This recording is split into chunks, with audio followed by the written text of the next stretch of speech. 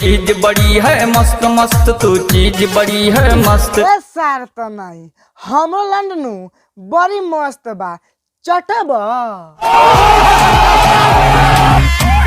तू चीज बड़ी है मस्त मस्त, तू चीज बड़ी है मस्त। भैया जी भौजी के नू पे सब बड़ी मस्त बा, का पीब मतलब ना सुनता नहीं भाई लोग।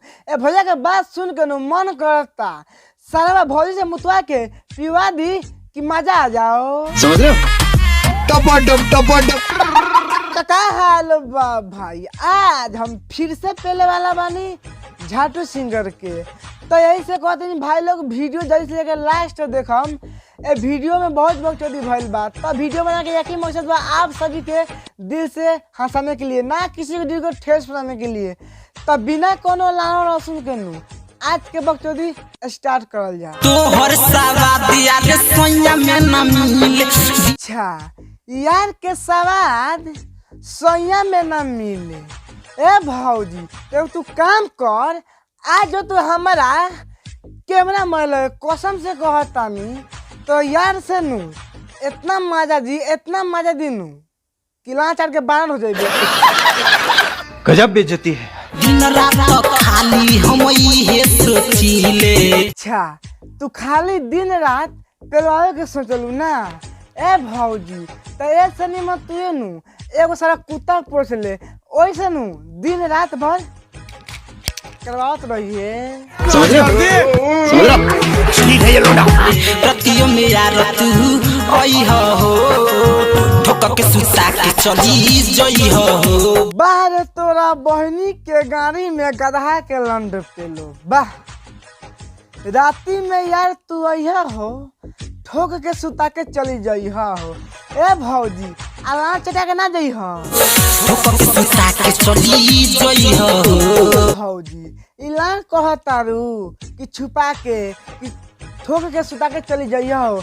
ऐसे नहीं मन कह कि ए यार तू रात के अइहा आ पेली हो आ गिरा के मुँहे में चल जइहा।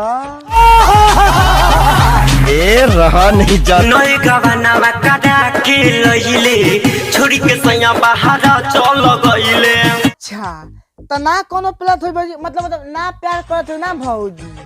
तो तू काम कर, हम अपन मोबाइल नंबर देतन ठीक, आ तू हम फोन कर, हम आके नू खेलम। समझ रहे हो? समझ रहे हो? घर में देवा डब्बा पहिले बाबा। तोरा घर में देवर बा। ए भौजी तो हम कान पकड़तानी, हम तो लगे ना यार ना तो देवर नू अगर देख ली नू, अगर देख ली ले देत नू तो लाल काट के गले में हुर दी तो मर जाए। यही नहीं, अभी और सुनिए। लाल लाल दुरा कइले बगाल। का कइले बा भौजी तनी खोल के बताइबू। लाल लाल लाल दुरा कइले बगाल, मिसी मिसी लाल दुरा कइले बगाल। अच्छा मिस के गाल तो लाल कइले बा। ए भौजी तो उ लाल ना करो तो का करो, अब पांटवा खोल के पिया दो। समझ रहे हो? समझ रहे हो? मिसी मिसी लाल दुरा कइले बगाल। ए भौजी तू शुक्र कर कि खाली उ लाल कइले बा। अगर ओकर जगह पर हमर बड़का बहू रहतन तो कसम से कहतानी तो लंगा उठा के पेल देता। काम करेले प्यार ना करेले। रात के प्यार ना करता रे। ए भौजी जब तू काम कर, बुला ले आरे से दोस्त के, कसम से कहतानी उ इतना प्यार करिहन, इतना प्यार करिहन कि ला चटा के बानर बना दी। हाँ भाई मजा आया। प्यार ना करेले। एगो तू काम कर, अगर सेट पर आवत तारन आ प्यार ना करता नू तो जब सुती नू मतलब तो भातरा आके तो गाना काट के और गाना में हुर दी है, ओकर बाद में नू हाथ से हिलई है। समझ रहे हो? समझ रहे हो? ठीक है ये लोडा।